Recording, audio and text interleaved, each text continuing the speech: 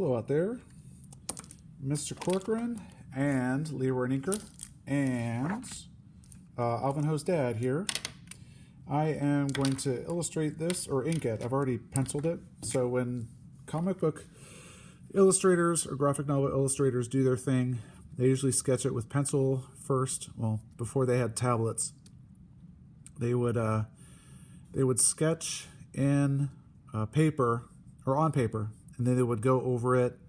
Either they would do it in ink or someone else would go over it in ink. And what I'm doing, as you can see, some of these lines were there, and some of them I'm just making up. But the drawing is just part of it. You know, drawing is important to me, and I love illustrating. But the whole purpose of this is to have Alvin Ho's dad, who's a gentleman, right?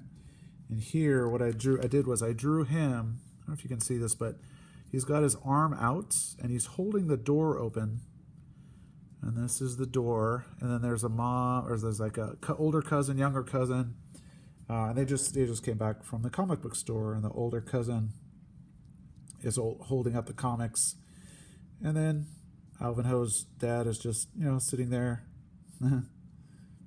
watching things happen. Being a gentleman, letting people go. Anyway, so that's happening. And then the next scene, I'm going to have him, I mentioned this briefly, he's looking up and he's looking at the posters on the wall, because if you ever go to Stand Up Comics on Solano, they have these comic posters on the wall. And just like Alvin Ho's dad, I'm a pretty big guy, and I look at the posters on the wall, and I remember what it was like to be a little kid and look at the big posters on the wall. And anyway, just let your imagination wander. And I remember telling the class that Alvin Ho's dad, my vision is for him to go to the comic shop and look for a comic for his son, for Alvin, because I imagine that he, like my parents, he might be worried about his son reading enough good books. And then he thought, if I get him a comic, maybe he'll like reading comics. And if he likes reading comics, maybe he'll go on to read other things. So anyway, I have him going into the comic shop, and then he picks up, he's actually going to pick up some comics and look at them, right? And then here, the comic is going to fall out, like he has a bunch under his elbow, and one of them falls out.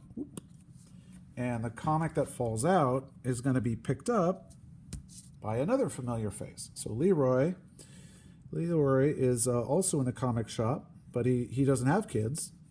He's looking for a book for himself. So somehow, these two are going to meet, and I want to make sure. It's not essential I get the drawings right. It's more important that I get the characters correct. So what I'm going to do is show you another way to do this for those of you that, I hope my drawings inspire you to draw and don't intimidate you from drawing. Because when I was a kid, I couldn't draw like this as a kid. I was drawing, I'd draw like this. Whatever, just, have fun drawing and keep practicing. Anyway, that's how I drew as a kid. Maybe not even that well. So, that's his story. And then the smaller gentleman, that is Leroy, hands the comic over to the dad. Now on this side, what happens is, Leroy Inker is going into Stand Up Comics, and it's my story. And I decided I like Stand Up Comics a lot. They have kids comics and comics for little kids and big kids, grown-ups and whatever, teens and everybody in between. They even have comics for like senior citizens. Anyway, this is Leroy, and he dreams of being a cowboy. So when he goes into the comic shop, he tips his cap, because he's a gentleman, cowboy gentleman, but he's a gentleman. So he tips his cap, and then you'll notice for the rest of this here, he takes off his cap, and then he crouches and he looks at the toys in the display case, and he just kind of wonders about them. Oh, look at those little toys, those tiny little things. What are their worlds like? or something. I don't know. The point is, he daydreams, and like kids daydream and grown-ups daydream. So he's sitting down, he's looking at the stuff, and he stands back up, and when he stands up, he tosses his hat in the air. And I don't know why, I just had this vision of him walking past the racks, or the shelves rather, the shelves of all these comics.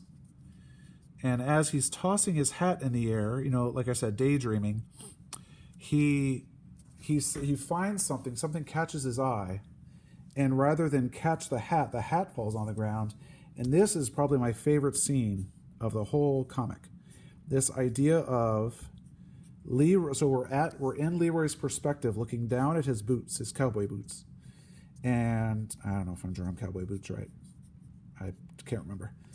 So here, right, and then in the comic, my idea is he sees a Silver Surfer. And for those of you that don't know, the Silver Surfer is a superhero who he travels through space, and his body is completely silver, covered in silver, and he just goes around space, and it's just him and his surfboard.